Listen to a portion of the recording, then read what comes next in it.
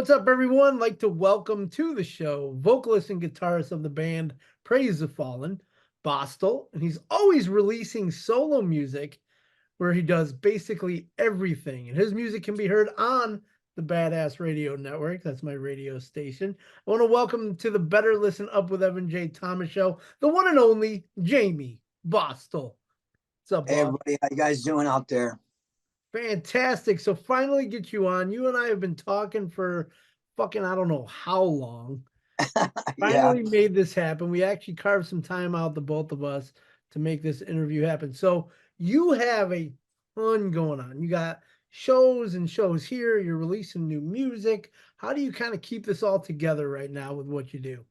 Well, I do original music. So being an original band, you're not as busy as say a cover band.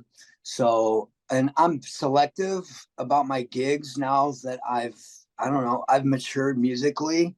It used to be where I would just play everywhere. I'd play bars, I'd play anywhere I could, parties, whatever. It's gotten to the point now where all my musicians are professional and we're on the level to where we've pretty much just opened for nationals. That's pretty much what we've been doing. So So, I'm not playing out as much. So in between the playing out thing, I'm doing a lot of writing and recording. so you got, like I said, you kind of doing a lot of shows here and there. You're kind of playing more music venues than anything, because obviously that's what I see on what you're doing. Like you said, you kind of went away from the bar stuff, so that Yeah. works. And also opening for these nationals. How is it just jumping on a show with a national? Like, how do they treat you? Obviously, usually probably jump on as a local or at least a supporting act. How do they normally treat you when you come in? For the most part, some of them you see, sometimes you don't. I remember when I opened for John Karabi, he was super cool to me. He was real personable with me. He actually sat behind on the stage and watched me play. It was pretty cool. And then his son Ian Karabi was at the merch table, and he ended up coming over, and we all hung out. He was super cool. And not all bands are like that. Some bands are super busy, whatever. They're on tour. Some singers have to get their rest or whatever. We just opened for Praise the Fallen, just opened for Scotty Austin. He's super cool. Yep. Hung out with him. He was super cool. Bought me a beer, and just there's some people are starting to get a grasp to be more down to earth. And it's interesting in this business, especially in the rock and music scene, like you just said, for people to be more personable. So with social media, obviously, totally taken over the last bunch of years, you're promoting basically every day what you're doing, and these people kind of have these performers, including yourself. You have a personality now that people see. So when people meet you, they kind of expect one thing. Do you kind of feel that that might hinder who they might think you are if they kind of get a different vibe from you? No, I try to just show people that I'm a down to earth guy, just hardworking guy. That's just I just want to be known as a good artist who's normal. I guess because I strive, not saying I've given up or anything, but I strived for a long time on making it and hanging with rock stars and trying to get out there and get signed and all that. And I had a situation where I was in a band in Chicago. I won't go into it too much. I was in a band in Chicago.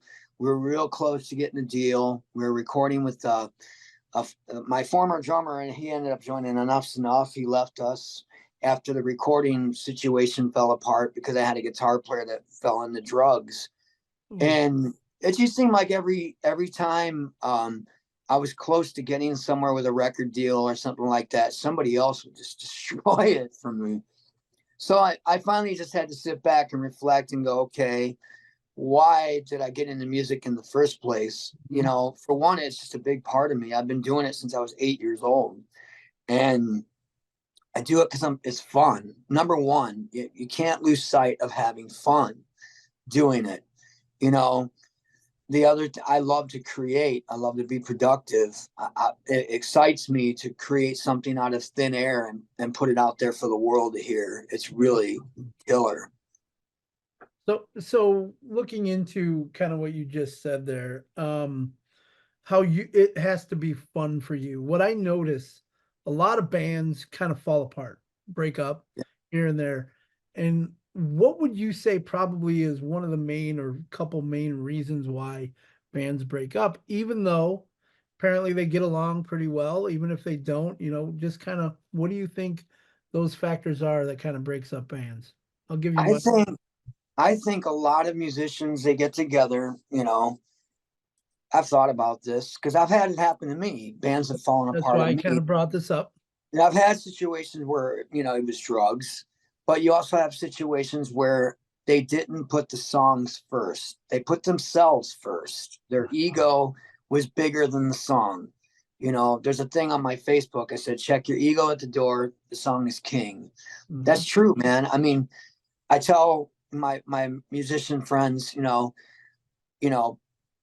sometimes I get bands like, man, my band's about to fall apart. We're having problems, dude.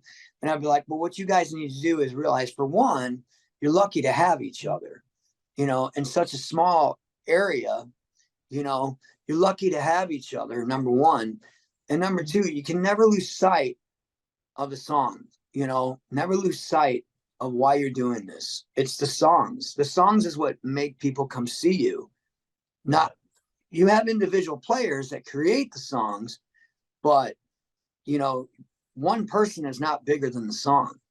I had a band personally fall apart with a guitar player who said he wrote the songs. And then when we quit, me and a drummer friend of mine, we quit, right? And he's like, that's fine. I'm going to keep my music. I was like, well, this isn't your music. This is our music. You played the Mhm. guitar. He played the bass. I did the vocals. This guy did the drums. That's our song. The song is created by individual parts, not by one person, unless you're a studio guy like me. When I create stuff by myself, then that's intentional. But in a band, individual parts are coming together to create a song. Understandable with that answer. My the one thing that I see most likely that breaks up a lot of bands is expectations. To Yep. me, that is having way, way, way high expectations, expecting to get there 2 or 3 years of doing the band thing. You don't Um, get there, you get all pissed off, then they start getting mad at each other, then somebody gets all pissed off at this dude or this girl, and then that's just how it works out. So yep. to me, That's happened. And also, I think I've had a situation where fear of success broke the band up. I've seen that Like too. I've seen it a two couple. weeks, 2 weeks, our video's up and it's got 10,000 views on Facebook. And the guys are coming going, hey, man, I'm not going to quit my job or anything. I'm like, dude, nobody's asking you. I'm not quitting my job either unless there's some good money coming. Exactly. But I've had guys like freak out, destroy something great because they were afraid it bigger than them. What we created was something bigger than ourselves. And that Some people probably can't handle it. and that probably usually then comes with the different types of shows and the bands that you guys are opening for. So, you see these lofty expectations, you start opening for, the Gemini Syndromes and the Blacktop Mojos and those bands. And all of Yeah. a sudden it's like, oh shit, we might actually start touring. And then that's when people, like you said, start to freak out and don't know what to do or handle it from that position. This is where a plan comes involved with bands. And I don't Yeah. see bands really doing that anymore. It's kind of like almost one of these things where they just kind of go with the flow and kind of do their thing. I get it. A lot of bands will do that. But if you really want to make this something, put a plan together. Right. I'm pretty content doing what I'm doing because, like I said, for years, man, I was striving to make it. I played all over the place: Atlanta, Miami, Kentucky, Ohio, driving all over the country, just random places, booking random places. 15 people here, 200 people here, Mhm. 14,000 people here. The next day, 50 people there. I've done all that. I mean, my biggest show I did, I was staying in 3 Days Grace in Prairie Capital Convention Center. I was a Jägermeister band, and we were staying in 3 Days Grace. You might have remembered us, or we're called Signal. But for them, and I figured, and it was a blessing and a curse. Blessing because it actually happened to me. I'm from Chesterton, Indiana. Mhm. Nobody, just a small town guy, who had a rough life, trust me, but ended up in front of all those people. But it opened my eyes and made me realize look, if you believe no matter where you're at, you can make it happen, you know? And the curse is after it happens, you're like, oh man, I want that again. How do I get there again? You know what I mean? And you keep striving for it. But like you said, you got to have a plan and you got to have the right team to get there. If you've got weak soldiers you're going to war with, you're not going to win the battle. You know what I'm saying? So, and I've had, not putting any members down that I've had, because I've just had members that it was a hobby to them. This is a hobby. I'm not really trying to make it. I got a career and all that. As that kept happening to me, I'm getting older. Life starts happening. I got married, stuff like that. Bills start getting bigger, responsibilities. So you're like, okay, I'm not going to try to get on a tour bus. But I am when my goals are, I'd like to play some of these rock festivals. How do you measure? My opinion is, like, for me, I think I've been pretty successful because I play all the top venues in Indiana. I play Fort Wayne. I play Pierre's. I play the Eclectic Room in Angola. I play Hobart Art Theater. I play the Music Factory. And then I play this place called The Vault in Saginaw. My name's getting out there. And there's other ways too besides just a stage nowadays. What people need to think about is the internet is a stage just as well, I think. That it is. And I actually put a post up yesterday where, to me, it's not a be all end all social media. There was a guy I met yesterday, and I'll just quickly tell the story. He was actually outside of a grocery store at 8:45 in the morning on a Sunday trying to sell his autographed CDs for $10. You don't see people outside of venues really much anymore like we used to probably back in the day. Even just giving them out. This guy is just trying to make a couple bucks on his name and his music. Yeah. I ended up spending the $10. I gave him $10 cash. He gave me like a big hug.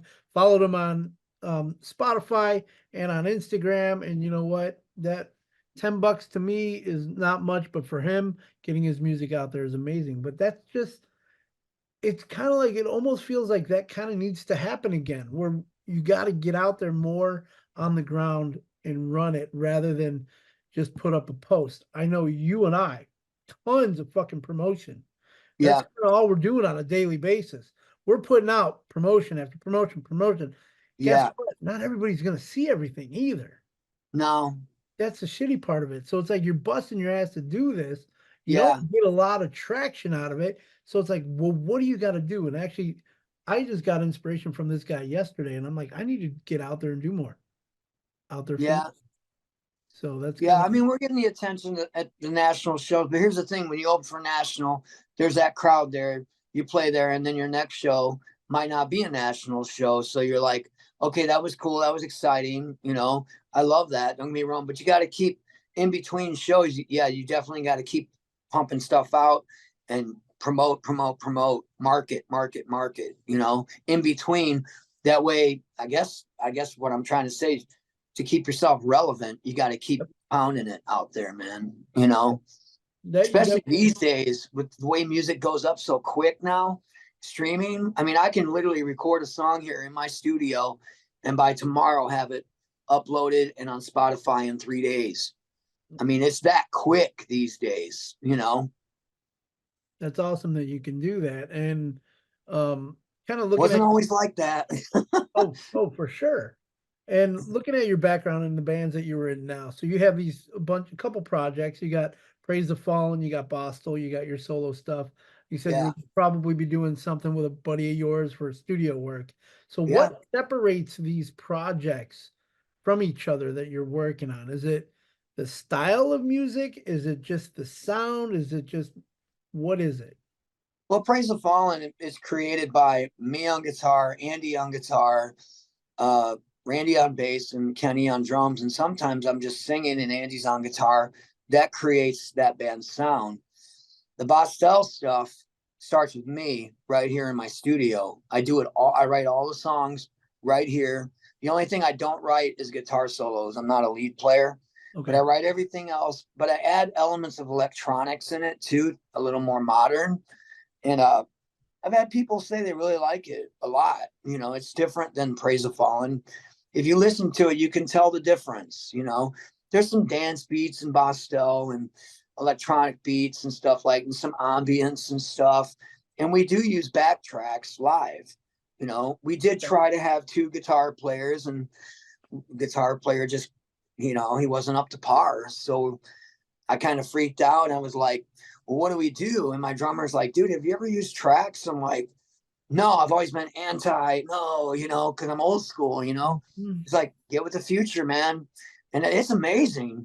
I mean, a fuller sound live and that is so cool. It's fun too. You know, so anybody's got anything to say about that, don't knock it till you try it, man, because it's a lot of fun. You know, it Well, I takes was a lot gonna, of weight off you too, trying to find members. You know, we've got 4 members in Bosstel. I got 4 members in PTF. The Arson Radio stuff, Jamie Dyer, he's the guitar player. He does the bass. The drums are programmed. He composes all the music, but it's amazing production. It's along the lines, in my opinion, the music sounds along the lines of like Alter Bridge, you okay. know? So it gives me, All right. when you give me that style of music at me, it really, I like the challenge, man. Like when I hear different styles, like I like bands like Foo Fighters, you know, for PTF, my style of writing is Foo Fighters and stuff. And then Andy, he's more of a metalhead, Avenged Sevenfold style, stuff like that. You take those two styles and that's PTF. Bosstel, you know, I can only do what I can do by myself. And that started during the pandemic when bands weren't playing anywhere. I was like, you know, I'm going to force myself to sit here and learn how to record.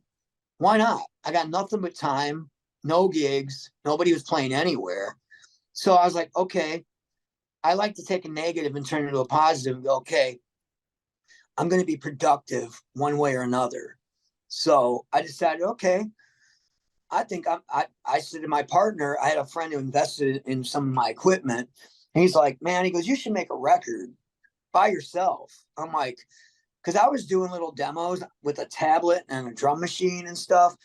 I started writing stuff like that for for Praise the Fallen, like just little demos. And I sent it to guys and go, okay, figure it out. I put no drum fills or nothing, just keep it simple. And my friend was like, man, you could really you're pretty good at that. Imagine if you had the right stuff. He got me the right stuff and I picked it up. I picked up Reaper and recording, like you heard Wannabes and stuff. I literally picked up recording on my own like that and producing within 3 years. Wow. So But doing that yourself, that's just kind of cool that you can kind of self-produce your own music and get everything out there. So let me ask you this about self-producing then. So do yeah, you find it, if you had a regular producer with you giving you critiques of your music and telling you what you need to do you find it then almost too easy to make it on your own and be like, oh, well, I think it's perfect, I'm just going to put it out this way? Or do you have other people kind of be that other producer?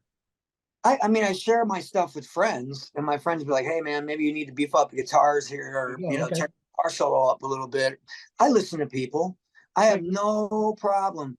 See, what separates me from I've heard horror stories from other musicians.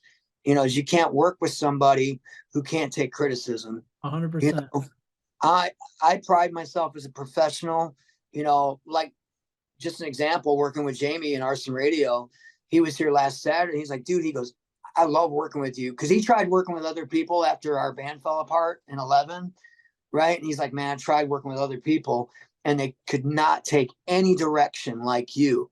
You know, he could tell me, hey, man, you're rushing that vocal part there, or you're a little pitchy there, redo it.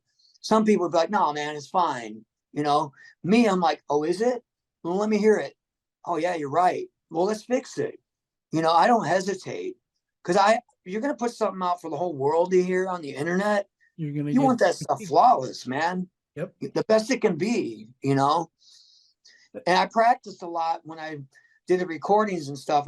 Practiced a lot. I mean, when I first started, I was literally going out to the car after mixing something, listening to stuff like 40 times before I even put it out. Yeah. See, there you It go. had to be perfect before I let the whole world hear it, Yeah, you there's know? bands that I've worked with where I gave them a critique and they're like, "Oh, well, I don't know, you don't know what the fuck you're talking about." I'm like, "Wait, what do you asked me my opinion, you didn't like it, and then you shit on it." So it's like, whatever. Kind of done with Well, it. that's ego. Like I Oh, said 100%. earlier, people putting their ego before the song and the production, and what are you trying to do here? What's your brand here? All of that. It's got to be impressive if you're going to put it out there for the whole world to hear. All right, we're gonna switch gears just a little bit. So obviously you've opened up for a lot of nationals, like you said, kind of all over the country, mostly Midwest. Favorite band that you've opened up for, or one of your favorite bands you've opened up for? Man, oh, I know there's a lot, but give me at I've least opened one or two, three. I don't care. I've opened for a lot, man. um, Any one show that stands out to you more than another? One that stands out back in the day, it was back when I was in Signal. I opened for Candlebox, man. Okay. And just Kevin Martin was so cool, man. We hung out, we partied and that. But like I said, I did that acoustic show, and John Corabi was super cool too. Let me think. I opened for Puddle of Mud a couple times, and despite what people said, I was gonna say, I never had any bad experience opening for those guys. He was weird. He got a little weird at one show when I opened for in Fort Wayne. He kind of freaked out because all these people wanted his autograph, and suddenly he grabbed his backpack and he ran. That was after the show, but they did a good show when he showed up and played. yeah. Well, But half the battle with him was just showing up, and hopefully he wasn't wasted. So yeah, unfortunately, I saw him and covered him at a festival in oh shit, where was it? It was in Michigan. It was Rockapalooza, and they opened up, and man, he was trashed. So yeah. one of the Open for headlines. Papa Roach. That was a pretty cool show. That's Um, awesome. It was a good experience. Jacoby was super cool. I met him. God, man, I've lived for a lot, man. At Oh, the Art Theater back in the day at Club Fever, Fort Wayne, open for Hinder, Hoobastank. So many, man. I can't remember all of them. I'm blessed for sure when it comes to that, for sure. Hinder just played here last week at the Forge. I opened for the original with the original Okay, so that would have been a good 10, 15 years ago. two. Well, when that hot album came out with Lips of an Angel, Yeah, 20 then I years. opened for him again in 2011, and that was right at his end, right before he left, I guess. So Gotcha. yeah.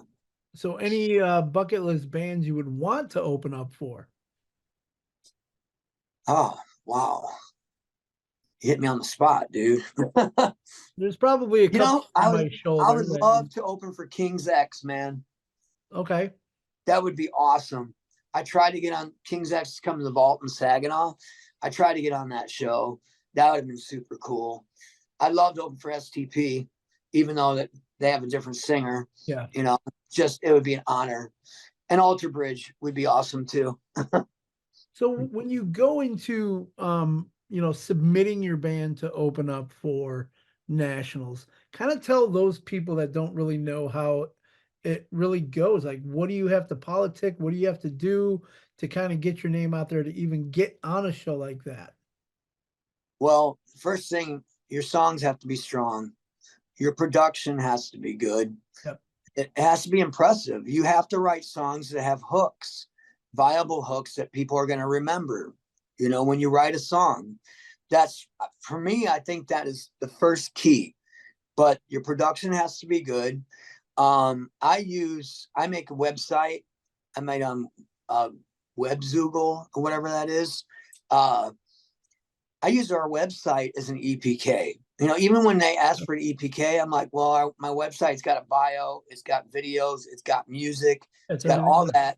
Here's our presentation. Also, you know, if it's your first time, you're not going to have a resume. But if you have opened for a few, put your resume on your website saying, yeah, we've opened for these guys because it shows, oh, they're on that level. So it's a little easier to get on those shows Yep. after you've done it a few times. But as far as getting on the first time, I remember there was a band. I won't say the name. They were a band out here. They were booking shows like crazy, but they had no recordings. Oof. They had nothing recorded. And I was like, man, you guys got to make an EP or something before you're doing a bunch of shows. Like some bands do it backwards. They think we'll go out and do a bunch of shows. Well, then eventually people are going to like your songs. They're going to want that recording in their hand. What are you going to give them? Had that happen a bunch of times with bands that I knew and worked with. Crazy. Yeah, you need to have a recording. Even if it's one song can get you in the door at Mhm. places. As long as it's a good song, strong song. Work with somebody who has the skills to write a good song. Don't be too big headed to where you're like, oh, I got this. I think my songs. You really need to be. I don't know how to explain this. Look inside yourself and go, how strong is this song really? Talk to your guys in your band or your girls, whatever, and talk amongst each other and go, if this was on the radio, would I like it? For me, when I write a song, people can say, oh, you're sellout, you're commercial, whatever. You're damn right. You're damn right. I That want to that be on the that radio. comment that comment that people say about sellout is such bullshit now. I mean, Yeah, 30 man. years ago, it might have been meant something to be a sellout, but Yeah. everybody now is just trying to make a buck, trying to do what they do. And to me, and I'm not going to call them sellouts, but uh, original bands that basically do the tribute and cover band so they can make the money to kind of fund their original band. I'm not calling them sellouts, but they're doing what they need to do to make money. That's kind of how I see that. I'm not a fan of either two. I would rather see an original, but you kind of get my drift.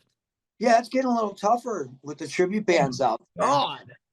I've got nothing against them, but it's getting to be a lot of them.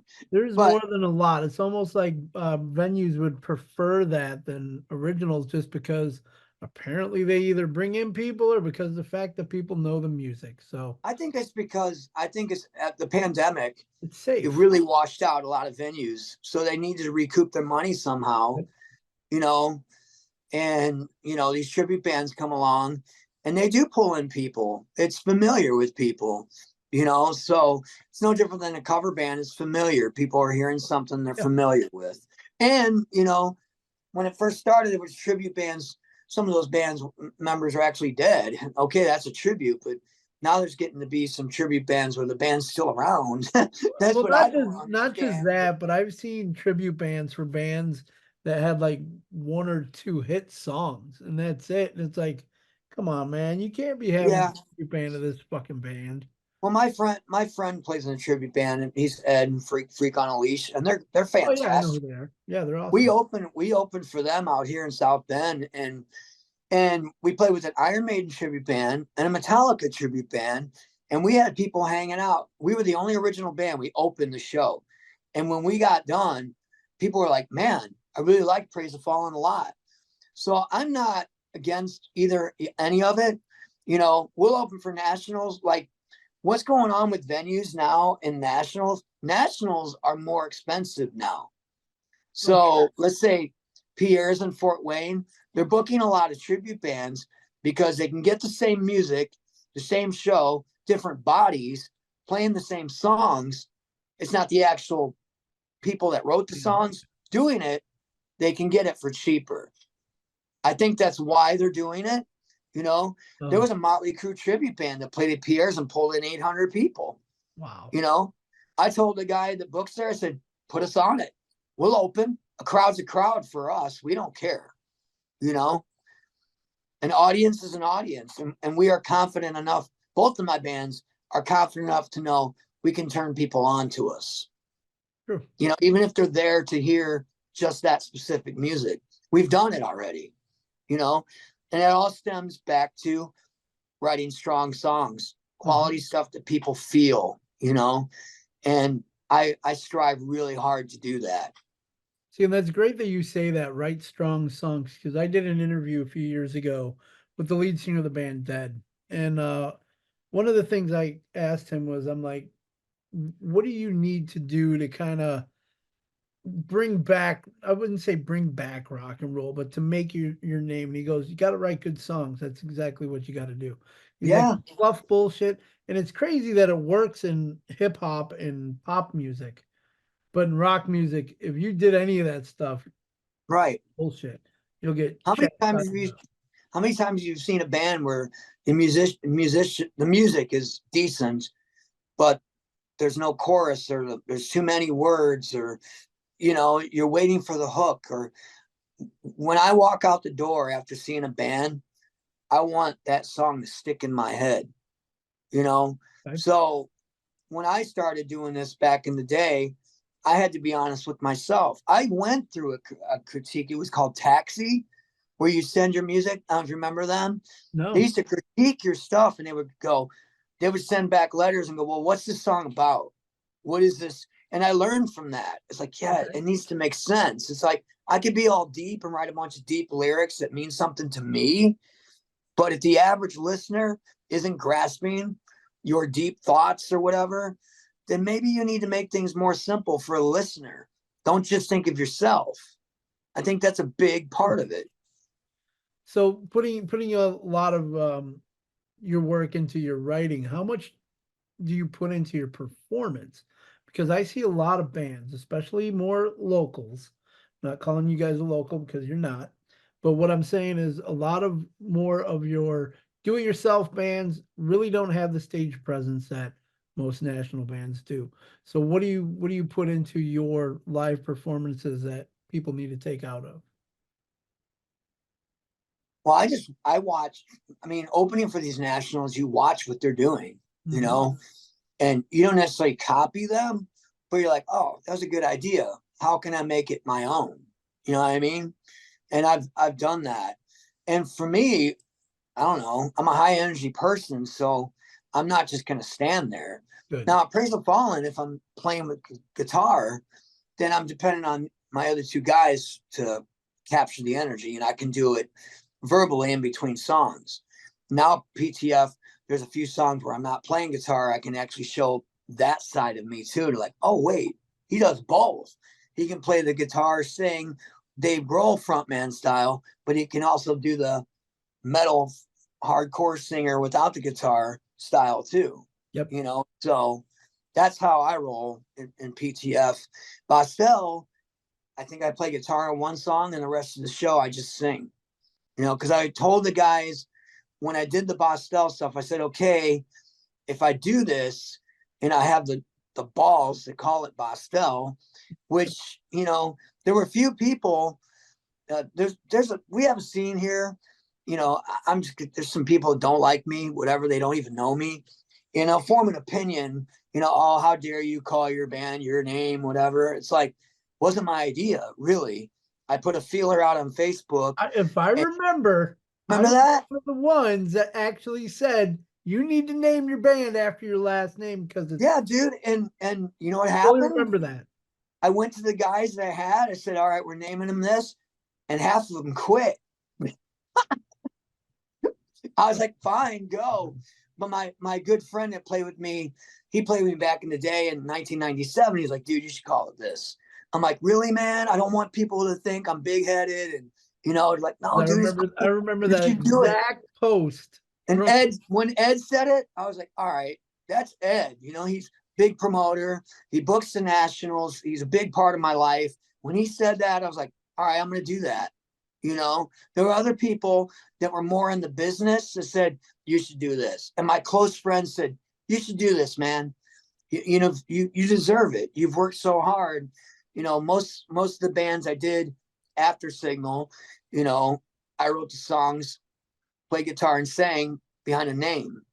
Even though people knew he's writing the songs, these are his songs, I never had the guts to call it that because I was so concerned what people would think. And finally I said, you know what? F that bullshit, man. It is what it is. Come and see it. That's what matters.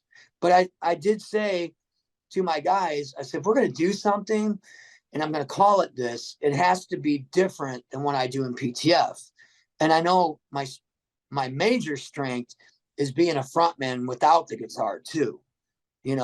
So like I just want to sing. If I do the Bosstel stuff, I can really focus on the emotion and the energy. And then like I said, the electronics and ambience is also the difference between the two bands. awesome. Do you have any signature moves that you do on stage?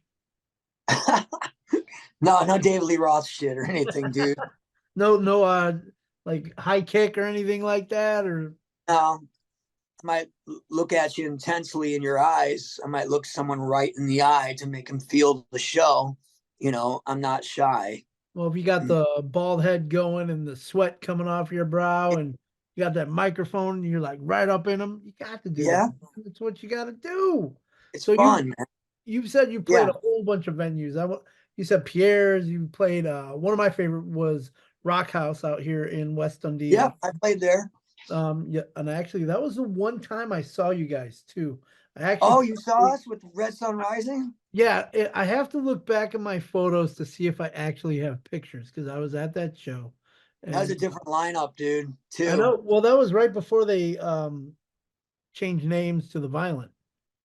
That Yeah, was we were three-piece, man, when we did that. okay. Again, I lost a couple guitar players, and I was like, the guy's like, what do we do? I'm like, Nirvana style, dude, who cares? Why Not not? gonna let it stop me. And we opened for we opened for Red Sunrise, and then when we just opened for the Violent out in Angola, and Mike, the singer, is like, I remember you, man. He goes, dude, this is a night and day improvement, dude. They actually sat behind a curtain and watched us perform. He's like, dude, this is a completely different band. The same name, completely different. I was like, yeah, Yeah. man. I told him when he showed up, it's like, wait till you see this, dude. It's completely different than what you saw. You know, So some I'm of those proud of it. So some of those names of the venues I brought up. So is there a venue you play that is your favorite or one of your favorites? The Hobart Art Theater. We love playing there. I love playing there. Bosstel loves playing there. It's just because I'm from Chesterton. I get a lot of my hometown peeps coming from people I went to high school with come to support me and come see me. Some people that graduated before me in high school come and see me the first time. You're looking at a guy who was a band nerd. You know, I was that kid who had big brown glasses, moppy hair. I was picked on a lot and stuff.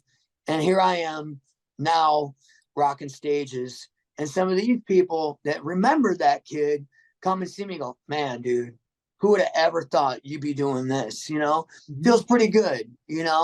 So if there's anybody out there feeling that way, your time's coming. You may not be the person that you were in high school later on in life. But it's just cool to get, like I said, I was a marching band and stuff, and I get some of the people I was in band with come and see the band and stuff. It's cool. That's And awesome. it's not too far from my hometown. So we love playing there. The sound's awesome. Yeah, I They was gonna treat us say. super good, you Mhm. know. Yeah, we love playing there. Um, the vault, dude. I played the vault with Bosstel, and now I'm going to be playing with Praise the Fallen. We're going to be open for Art of Anarchy out at the vault, and Okay. that guy out there super cool. It's a drive. It's like 3 hours away, but man, that place is awesome, man. That is a concert venue. It's amazing. Ed even said that. He goes, that place is amazing. I'm like, hell So yeah. so have you played there yet?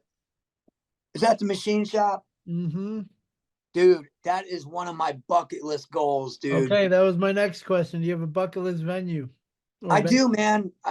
The Metro in Chicago, the Machine Shop, and actually the Morris Civic Auditorium right here in South Bend. Why not? Okay, right there by the river. Yeah, the theater that's right Yeah, here. yeah. It can be done, I'm Yeah, that's sure. right, because you literally I'm gonna be there Saturday for the Notre Dame game, Oh, um, cool. basketball game. And I used to go to the Cheers that was right there too, right over by the Yeah, we play Palm there. Bears. Yeah, if I recall, you guys played there too. I used to like that place. I don't know why the lady kind of shut it down. Well, she left. Oh, okay. Danielle, she moved to Carmel, Indiana, or Lebanon, I think, Indiana. She's got a Oh, venue Lewiston. out there now. And then her mom retired, whatever. Okay. But the new guy that's running that place, they remodeled that place, man. Oh, It's okay. way better, I haven't been there way since. better. They expanded it, fixed the roof. The guy had money to put into it, and he did it, man. He's doing a killer job. They got a great menu, great entertainment.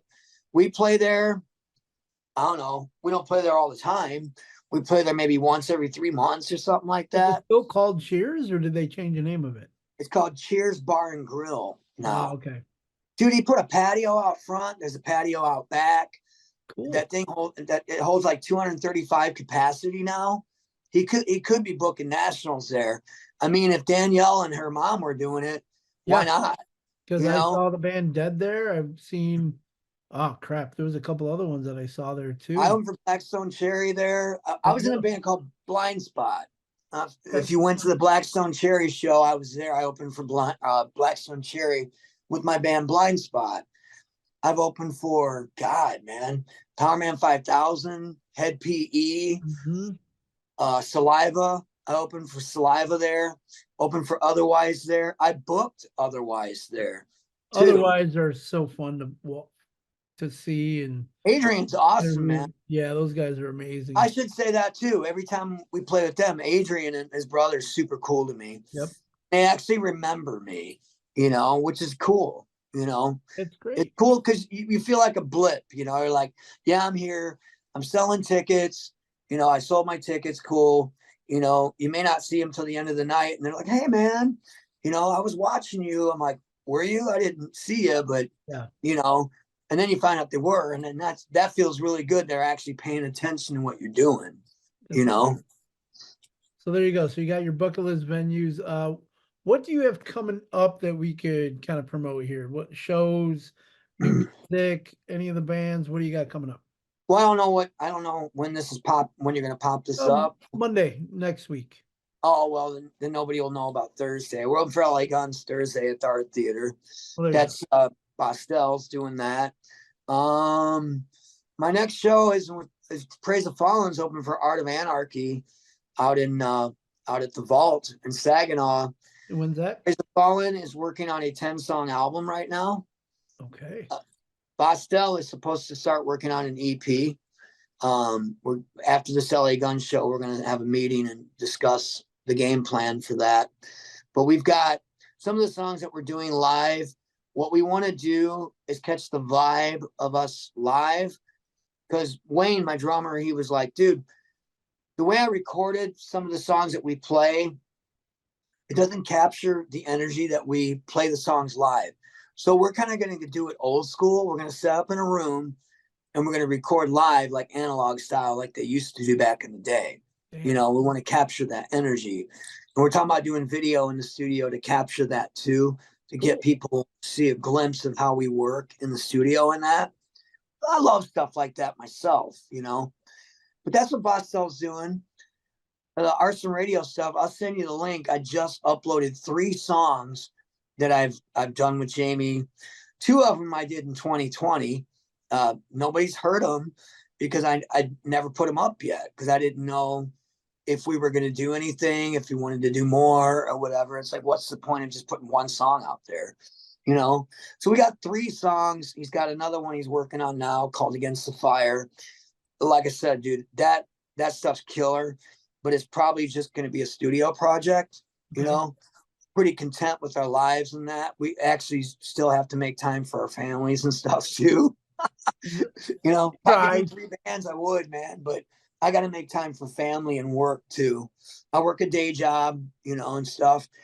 So just pumping out a lot of songs, the songs that don't fit PTF, the songs that don't fit Bostel. I usually just throw up with the Jammie Bosstel stuff. Go the solo.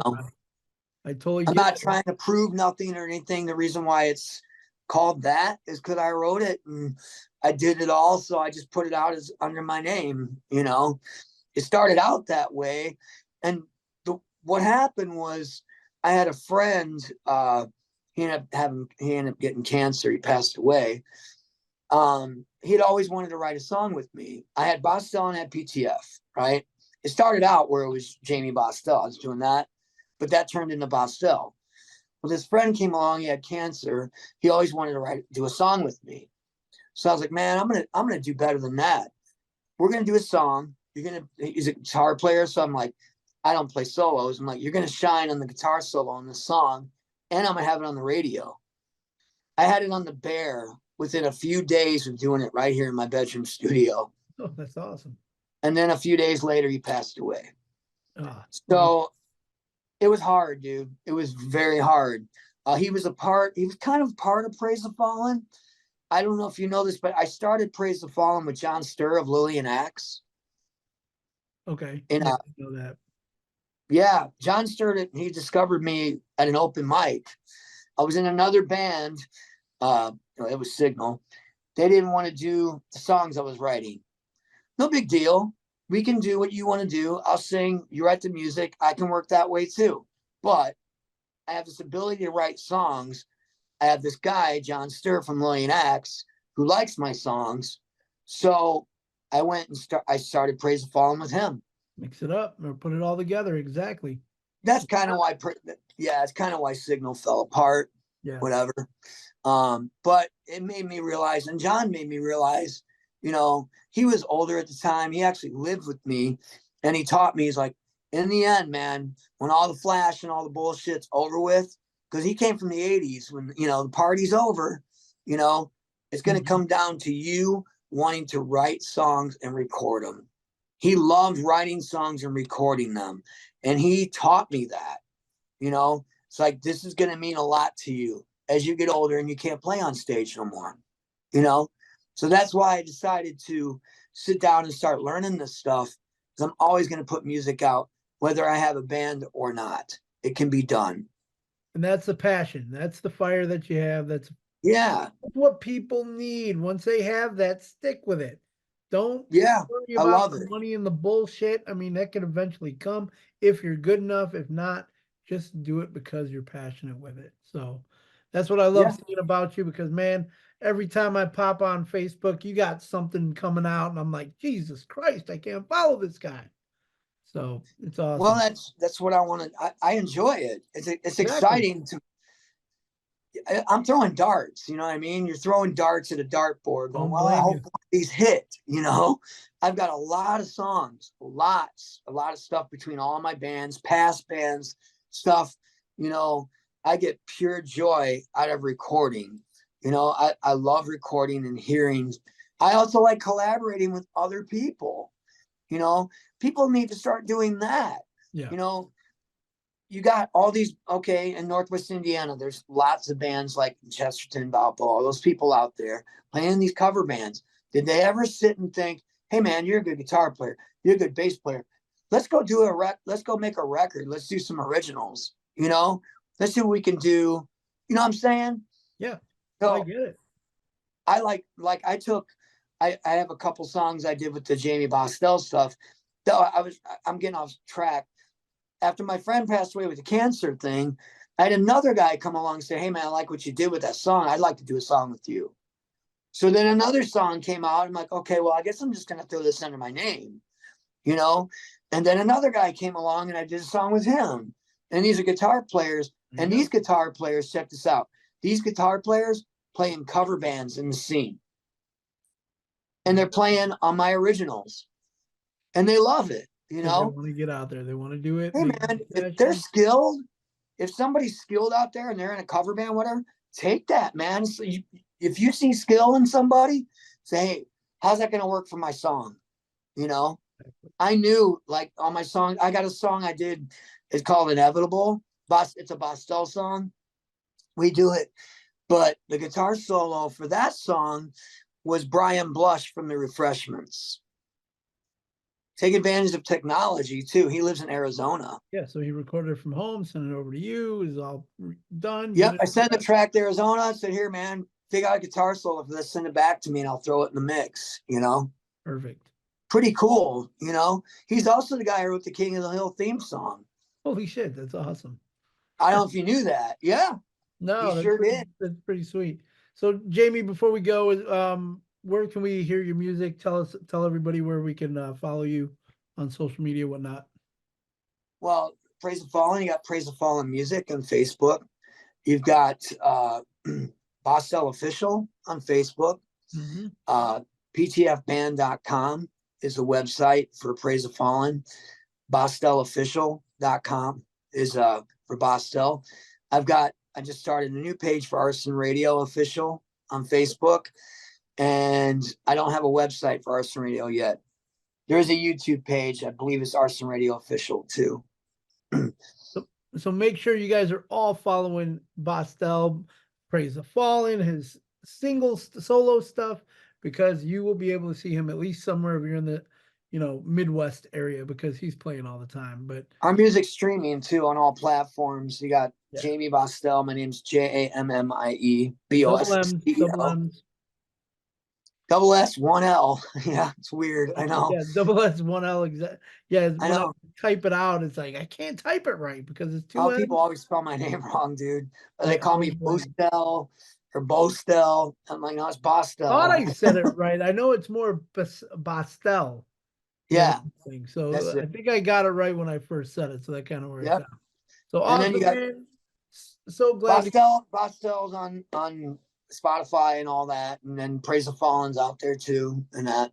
There you go. Yeah, And the YouTubes and all the fun shit there. So and come to the shows, you know. So awesome, man. So once again, appreciate you joining on. Finally, we got to do this. yeah, man. You can also hear his music on the Badass Radio Network, my radio station. That's on the Live 365 app. It's also on Roku, your Amazon Alexa device. Just ask to play Badass Radio Network on the Live 365 app. It's easy to do. So there you Yeah, go. man. When spring hits or whatever, we'll have to get a beer down here at the brewery in South Bend. Yeah, I hit up South Bend Brewery all the time. So Brewworks. So I got to Yeah, get out there. dude, that's down the street from my house. I I can meet was you I there. was there 2 weeks ago. Well, shit, dude, hit me up. I know. I think it If was I'm not doing nothing, I'll come down and meet you, dude. oh, you had a show because I asked you. Oh, did I? Yeah. Okay. You had a show the night before out by me. Oh, Eh, okay. Or that Oh, or did you're that from one get Illinois. canceled? That one I The think Goat got Village show? canceled. Yeah, that one I think got canceled. Yeah, Praise the Fallen did that show. But you did something, you were doing something on Saturday where we couldn't get together. So Okay. awesome, We'll brother. make Well, it happen. I will again talk to you later. Again, this is Evan J. Thomas, and this is the Better Listen Up with Evan J. Thomas show. Till next time, we're out. All right, man.